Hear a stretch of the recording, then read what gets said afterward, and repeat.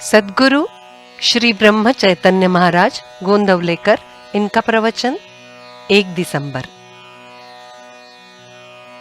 देह सुख की अनासक्ति यानी वैराग्य। भगवान है ऐसी जो स्थिति है उसी का नाम भक्ति, और ये सारा विस्तार मेरा नहीं, इस बुद्धि से रहना, इसका नाम वैराग्य। सब कुछ राम का है ऐसा समझना यानी सर्वस्व राम को अर्पण किया, ये है। परमार्थ के आड़े क्या आता है? धन, सुत, दारा आदि सब आड़े नहीं आते, तो उनसे जो ममत्व होता है वो आड़े आता है। वस्तु पर आसक्ति न रखना ये वैराग्य है, वो वस्तु न होना ये वैराग्य नहीं। किसी की पत्नी मर गई या नहीं है तो वो विरक्त, और है तो आसक्त ऐसा नहीं कहा जा सकता। पत्नी के होते हुए जो लंपट नहीं तो वो विरक्त ही है। जो है वो परमात्मा ने दिया है और वो उसी का है, ऐसा मानकर आनंद से रहना ये वैराग्य है। इसी भावना में रहकर जो इंद्रियों के जाल में बहकता नहीं वो बैरागी। ये संसार नश्वर है, ये पहचान कर हमें बर्ताव करना है। संसार को छोड़ नहीं सकते, उसमें रहकर आसक्ति ना रही तो वो छोड़ने जैसा ही हुआ नहीं क्या? फल की आशा न करते हुए सत्कार्य करना ये भक्ति का लक्षण है, और कर्तव्य के आड़े आने वाली प्रत्येक बात को दूर हटाना वैराग्य का लक्षण है। आसक्ति न रखते हुए कर्तव्य पालन करना ये तपश्चर्या है।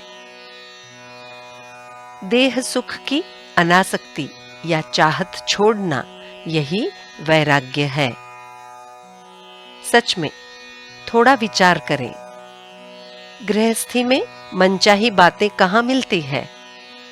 वो मिलना न मिलना हमारे हाथ नहीं होता।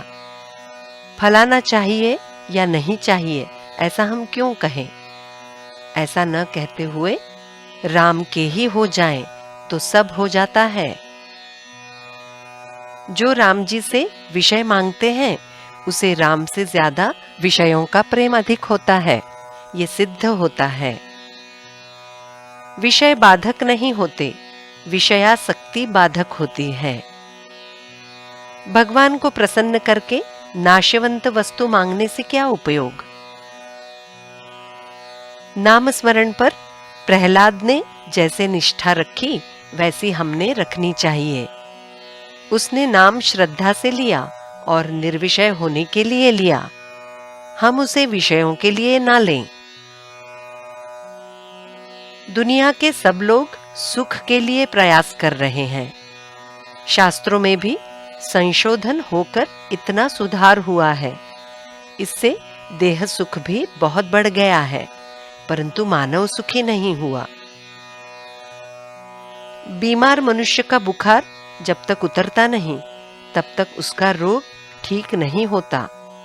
उसी तरह मानव जब तक सुखी नहीं होता तब तक दुनिया में सच्चा सुधार नहीं हुआ, ऐसा समझें। आए दिनों जग को सुधारने का और जग पर उपकार करने का समय नहीं रहा है। प्रत्येक ने अपना उतना ही संभालना चाहिए। इस हेतु भगवान से अनुसंधान चूकने ना दें, फिर धोखा नहीं। सभी ऐसा निश्चय करें कि भगवान के नाम के सिवा कोई बातें सुननी नहीं है। जो मिलता है उसमें संतोष मानना सीखें। मैं भगवान का हूं ऐसा कहने से सारा जगत भगवत स्वरूप दिखाई देने लगेगा, इसमें संदेह नहीं। ये केवल कल्पना नहीं, हम अनुभव लेकर देखते ही नहीं। इस हेतु हम नाम स्मरण में रहें। जग में भगवान के सिवा सत्य वस्तु नहीं, ऐसी जिसकी निष्ठा होती है वही सच्चा योगी, ज्ञानी और परमार्थी समझे।